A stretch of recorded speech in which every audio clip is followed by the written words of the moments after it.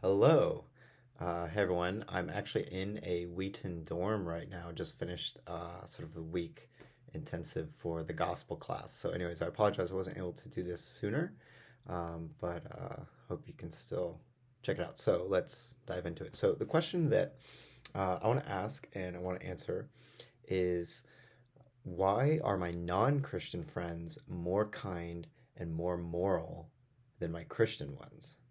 So questions like this or kind of similar things have come up a lot in my context in San Francisco Bay Area, California, very postmodern, post-Christian world, and a lot of that has to do with a lot of people leaving the church because there's a lot of frustration with the church, and there's been a lot of bad experiences.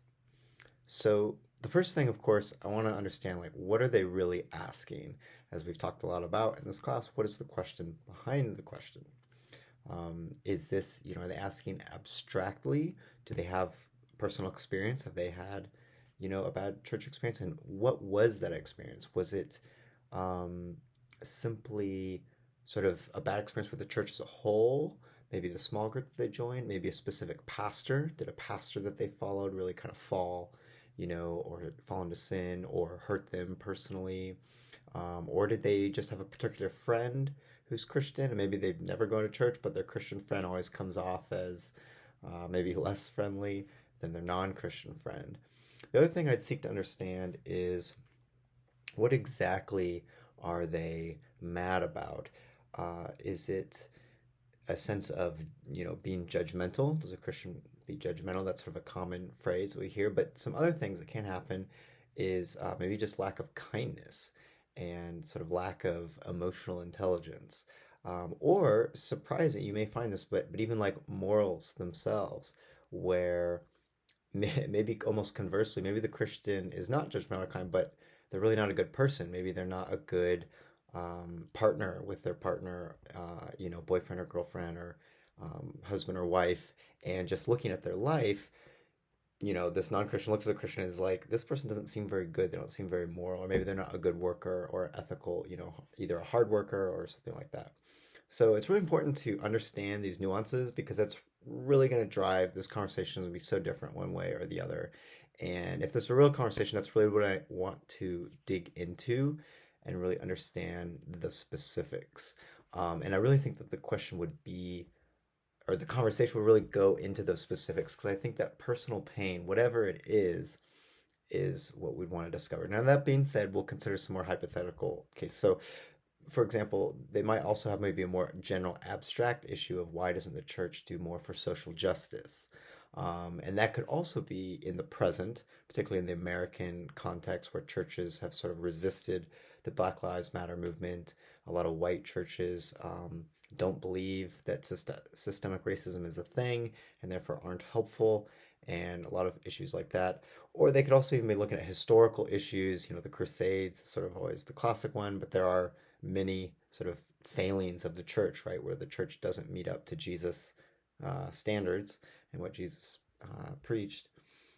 Anyway, so those would be other things to investigate. Now, for the sake of this hypothetical response, let's say that they have personal issues with either like a pastor or church member that they had at a church. And so they left that church community. So in this case, they're maybe like de-churched, I guess we would say. So they have some experience, but after, some personal specific pain, they left. And I want to focus on this hypothetical for a couple of reasons. One is because actually in Dr. Lee's gospel class, we learned one of the like core or common reasons that Christians do deconvert is exactly this reason, is that this happens and they lose their faith in the process because the Christians that they interact with have hurt them personally and it, doesn't add up. So then how do you know if this whole thing is really real to begin with? I also want to ask this because, to be honest, I have this question. I've had my own struggles with the church, my own pain, and I've been disappointed by specific individuals and also sort of the community as a whole because it seemed like no one else was bothered maybe by that individual's behavior, but it hurt me. And, that was sort of that. Um, and so I would like to answer this both hypothetically, but also sort of for my own sake as I continue to wrestle with this question, but still retain my faith. Um, so the other thing that I think is helpful is we can connect by looking at this kind of personal issues, we can connect individual failings to systemic ones. Maybe we can see why there's personal issues, maybe then there's systemic issues in the church as well. Um, so we might find connections there. So, okay, let's look at a couple of answers. So, one like common historical answer you'll probably hear, the quick one is say, well, there is no perfect church, right? And the idea is, if there couldn't be a perfect church because as soon as you go to one, it's no longer perfect, right? The idea being you're not perfect, I'm not perfect, none of us are perfect, so then it's impossible to have a perfect church. And in this case, yeah, there's issues, but sort of deal with it. I find this answer not entirely helpful because Jesus does say that people who follow him should love each other and that community should look different. And so I think we should try to strive for more. Now, Tim Keller expands upon this a little bit in the book we read, and he says, well, it is important to remember Christians are sinners, just like everyone else, but more importantly, Jesus said he followed and went after like the lost and the weak and the broken. And so there's going to be issues in church. And I found his nuance into this more helpful in that, yeah, because Jesus is seeking the broken and the broken find him and gather, there's still going to be a lot of friction and issues and not being kind or moral or, and they might be judgmental because they're working through stuff, but Jesus still, loves them. And so the people that are not in church and say, well, I'm better and what do I need the church for? That may be well and true, but what perhaps you haven't thought about is your self-righteousness can then lead to its own pride. So just like there are religious Pharisees, I would say there's also secular Pharisees, and they think they don't need, Jesus. And but actually that self-righteousness turned to pride, and pretty soon they're looking down at everyone. So pretty soon they're as judgmental as the Christian that they're complaining about who is judgmental, and maybe they're not as kind. Um, they might be moral or not, but yeah, so even your self-righteousness turns to pride, and that's no good, and that is why we need Jesus, even if sometimes church feels broken.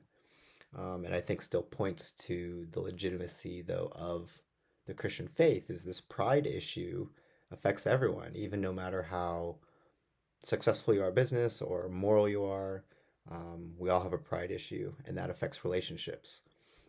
So that's one thing. Another thing is there is a systemic issue, I think, unique in the United States right now. And there is a lot of churches struggling to understand the true gospel, and it's been connected to nationalism.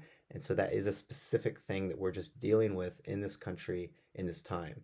Now, the church has dealt with lots of issues in the history. I'm not saying that this is never happened before, but it is a thing, and we need to be aware of that. And that there are many churches that, maybe are not healthy. And so what do we do with that? Well, there's a couple of things. So one, we can look at, there have been some, we'll say, real or good Christians historical. So a common one that is helpful, at least in this, is Martin Luther King Jr. He fought for civil rights, right? He fought to bring rights to African Americans like himself, and is really a remarkable figure and is respected in and outside of the church, right? And has done a lot in this country. But he was a devout and strong Christian, and his faith drove a lot of his convictions. So we see that there are some that seem to follow Jesus' words in a true sense. And so, but kind of bringing it back, but that's really what it is not everyone who claims to be a Christian really truly is. And Jesus actually knew this from the beginning. So it's the fact that that's true doesn't negate Christ's teaching or the legitimacy of the Christian faith.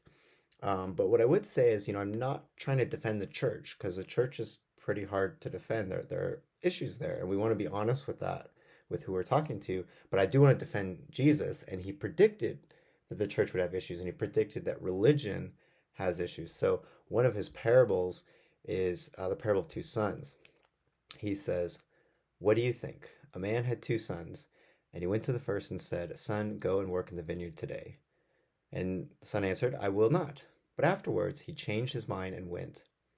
And he went to the other son and said the same. And he answered, 'I will go, sir.' But he did not go. Which of the two did the will of the father?" Now, Jesus asking the Pharisees this. They reply, they said, the first, right? So the son, even though he didn't claim faith, he didn't say he'd go, he actually ended up going to the field. He did the work, right? And the Pharisees recognize this. But Jesus says to them, he says, truly I say to you, the tax collectors and the prostitutes go into the kingdom of God before you.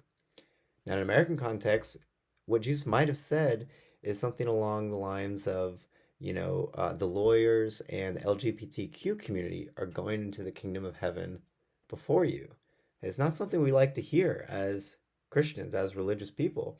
But what Jesus is saying is that those who claim Christ or Christianity and those who not is actually not the real delineator. There's this hidden spirit, and there are those that are truly doing the will of God and they're acting in love, and those who are not. And sometimes it's hidden from what we can see, and people say one thing but do another. But what's more important is what we do. Now, we're not saved by our works. We are saved by grace through faith.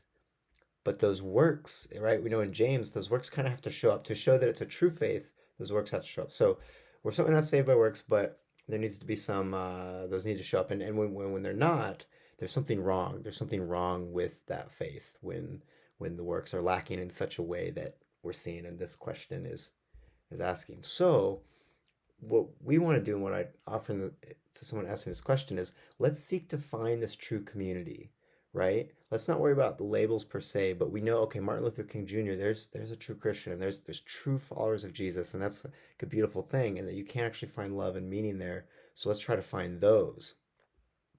Um, and so, you know, depending on where they are, I might ask where their sense of justice comes from, right? And because if they don't believe in God and all, it's like, well, why do you think the Christians are unfair, and where do you even get that idea? But that would be sort of a tangent. But anyways, so if we're trying to seek this true community, then I think first I would see, well, do you want to understand the gospel more and hear more about that? This idea of saved by faith, and yet the transformation that happens in your life to start doing good works to help society and help other people.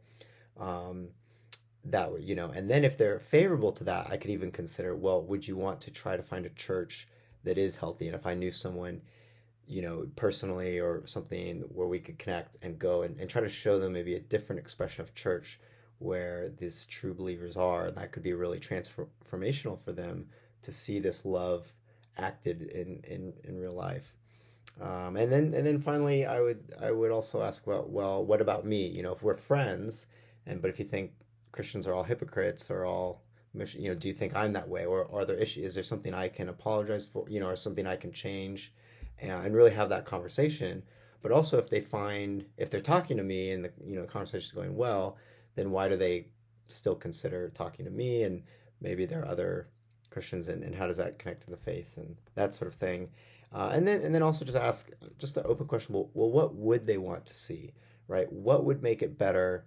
And is there anything that would change their mind? Because the other thing, again, back to, is there some underlying question? It's sort of like, what would you need to see to actually change your mind? Is there enough good Christians or something like that where, oh, then you would believe? Or really, is there something else entirely underneath all this? Because if there's sort of nothing that would change your mind, then maybe we need to have a different conversation.